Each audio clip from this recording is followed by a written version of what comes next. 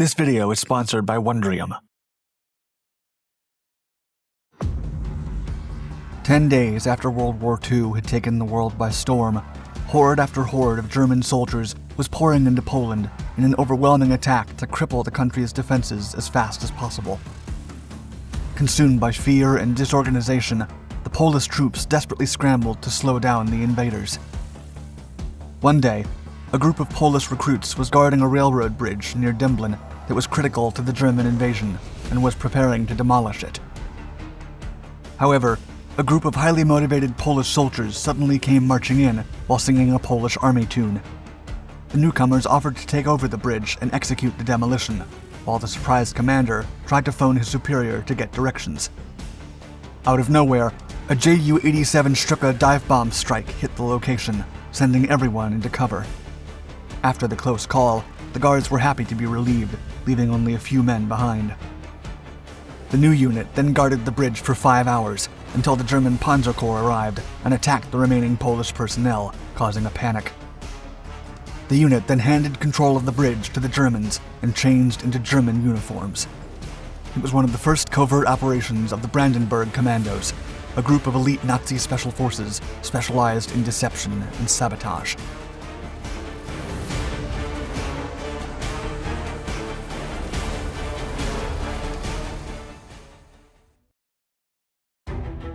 The use of highly specialized elite combat forces like the Brandenburg Commandos can be traced back to the days of ancient Rome, when its vast legions and deadly Praetorian Guard redefined combat. Now you can reignite your passion for history thanks to our sponsor Wondrium and their fantastic course Traveling the Roman Empire, which delves into the empire that conquered the known world 2,000 years ago. As huge history buffs, we especially love the fascinating insight into the Roman Balkans and Rome's fierce militaristic defense against countless invasion attempts. Formerly known as the Great Courses Plus, Wondrium brings you all of the Great Courses content, plus an even better, broader library of amazing educational experiences for those who love learning. Satisfy your curiosity with Wondrium's collection of documentaries, how-tos, tutorials, and curated short and long-form videos that answer any question you have or didn't know you have. Take your history passion to the next level with Wondrium's ever-evolving library of content, from ancient warfare to the American Civil War and all the way to combat in the 21st century. With Wondrium, you'll always have the most interesting content just one click away. Visit wondrium.com/duckdocs and take advantage of the exclusive free trial Wondrium is offering to our audience. Support Duck Docs and let your mind reach new horizons with our friends at Wondrium. Click on the link in the description below to start your free trial today. A crucial component. Germany's plan to swiftly conquer Poland, Denmark, Norway, Belgium, the Netherlands, and Luxembourg to overwhelm France by using aggressive tank and air raid tactics was a risky and ambitious scheme. For the strategy to work, the advancing German troops needed to use much of the railways, roads, and bridges inside the countries they were invading to cover vast territories and supply their forces in a short time. Of course, as soon as the invasion began, the defending countries would quickly demolish their own transportation structures to cripple the enemy's progress. Thus, even before the war erupted, the Nazi High Command knew they needed to insert special agents deep within enemy territory to secure key assets. To achieve this objective, Germany made use of secretive agencies that had been in service since World War I. One of the covert operations organizations was Abwehr, controlled by Admiral Wilhelm Canaris, a distinguished and clever officer with plenty of experience and a knack for languages. In 1939, just as Germany prepared to conquer Europe, the organization consisted of 3 sections. Abwehr I oversaw espionage and intelligence gathering. Abwehr II specialized in sabotage and special units, and Abwehr III was tasked with counterintelligence. Early setup. Abwehr II was chosen to penetrate enemy territory and secure its infrastructure before the invasion. Captain Theodor von Hippel was in charge, an officer who'd closely studied the use of commandos in Germany's African colonies during World War II and diligently studied the writings of Lawrence of Arabia. With a clear understanding of the requirements to build up a force for deceit and sabotage operations, von Hippel began to recruit a small force of German fighting men from the border regions of the Sudetenland of Czechoslovakia or the Silesian districts of Poland. The officer also looked for loyal Germans who had lived abroad or had expertise in the language and customs of potential enemies. However, von Hippel also needed recruits to be resourceful, imaginative, independent, and have a rebellious spirit not generally associated with a good soldier. In addition, the members of the Special Forces had to be volunteers, as only recruits would have the drive and passion needed for the extremely dangerous tasks they would undertake.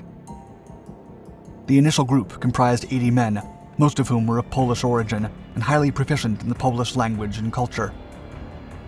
After training, these men infiltrated the country and successfully passed as Polish railway workers. The objective was to enable movement around the rail network, which they would eventually try to secure. Into action. On September 1st, 1939, just as the Wehrmacht began their incursion into Poland, the infiltrated commandos pulled out concealed weapons and surprised the Poles. One disguised group even convinced a body of Polish troops to board a train and leave. The operation was ultimately successful, taking a large part of the railroad system, while the German forces began to operate from Katowice Junction. Other groups, however, were not as successful. Some of them failed to be informed of a last-minute delay on the overall invasion and blew their cover before it was time. The Polish forces severely pummeled these commandos, and Germany was forced to disavow their existence, blaming Slovakian terrorists for the attacks instead. Despite the setbacks, the special operations were deemed a critical success for Germany's invasion, and Adolf Hitler immediately ordered the concept to be expanded. As such, the groups were assembled at Brandenburg at the end of the year, and given the formal status of Bauer Company ZVB 800 on October 25th. Moreover, the organization took the name of the town just west of Berlin where they were assembled. The invasion of Holland. Germany could not afford to get entangled in Holland and needed to force a speedy surrender to proceed with France's defeat. With this objective in mind, the Brandenburgers were deployed to secure essential assets before the Panzer Corps arrived. On the night of May 9, 1940, the Brandenburgers crossed the border and headed towards a railway bridge just inside the Dutch border at Ganap. Securing the crossing was vital for Germany, as it was in the path of the 9th Panzer Division, the only armored formation used in the invasion of the Netherlands. To secure the bridge, the commandos assumed the roles of 7 German prisoners, escorted by 2 Dutch soldiers. The prisoners were then taken to the bridge and suddenly attacked the position. A fierce and baffling skirmish ensued, as the Dutch guards didn't know how to react. A well-placed grenade then delivered the desired effect and detonated the moment the guards spotted German tanks approaching. Despite the victory, the hazardous nature of such covert operations started to take its toll, as the commander of the Brandenburgers was mistaken for a Dutchman by a lead German vehicle, and he was cut down by machine gun fire. The man would survive and go on to receive the Iron Cross. Overall, the Brandenburgers' operations were a significant success, not only managing to secure the bridge at Ganap, but also seizing critical bridges in Roermond and Stavelot.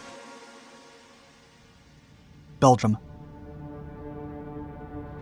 The unique special forces continued their successful streak by repeating their highly reliable formula in Belgium. In World War I, the Belgians had successfully flooded the Yser Plain by opening the sluice gates at Nieuwpoort, impeding the Germans' progress and managing to keep 5% of the Belgian territory despite overwhelming odds. The German commandos were not willing to let that happen again, and on May 27th, they drew close to Ostende as Belgium was close to surrendering.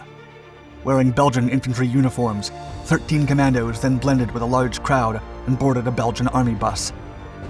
Amid utter chaos and a sea of refugees, the Germans managed to reach Nieuwpoort and surprise the British soldiers holding the bridge, then quickly changed into their German uniforms.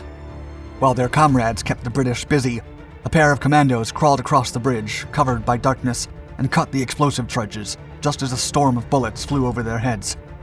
Upon reaching the far side, the 2 commandos opened fire on the perplexed British troops, while the rest of the Germans charged the bridge, using submachine guns and hand grenades.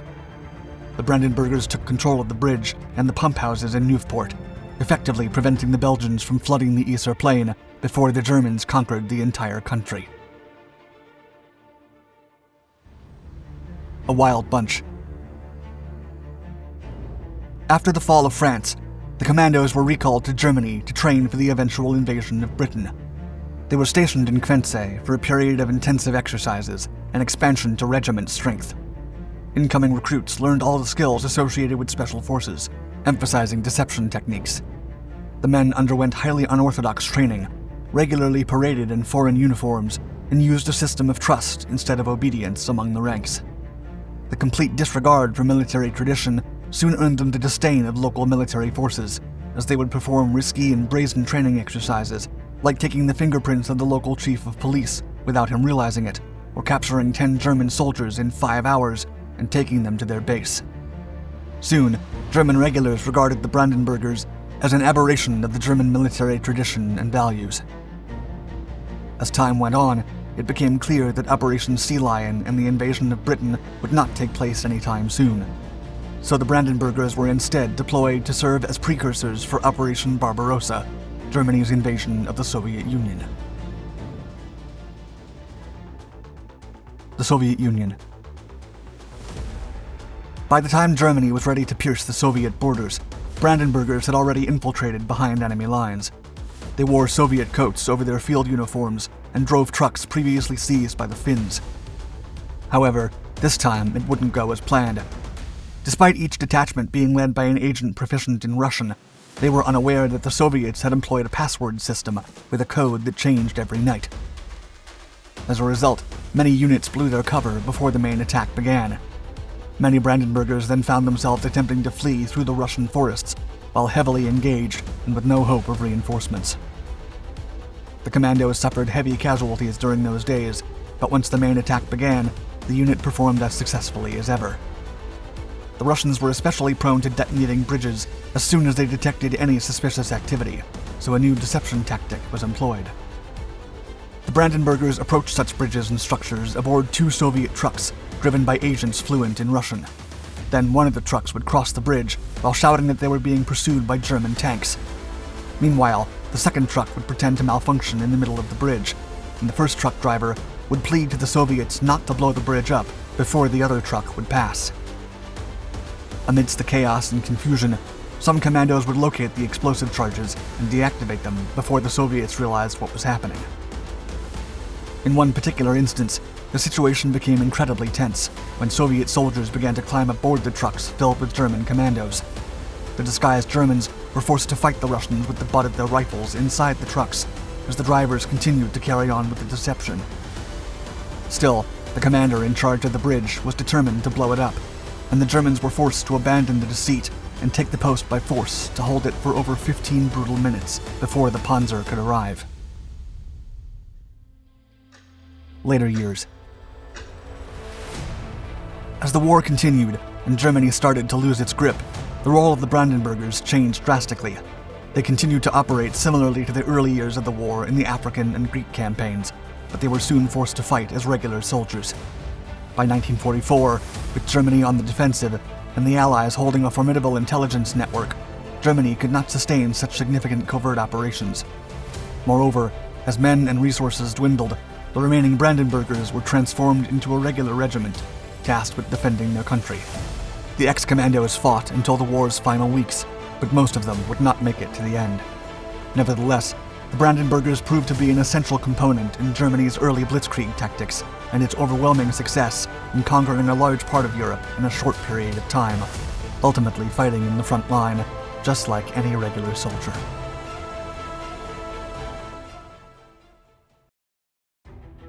Thank you for watching, and thanks to Wondrium for sponsoring this video. Don't forget to visit wondrium.com/duckdocs to get your exclusive free trial and unlimited access to Wondrium's vast library of outstanding courses and documentaries. They will blow your mind.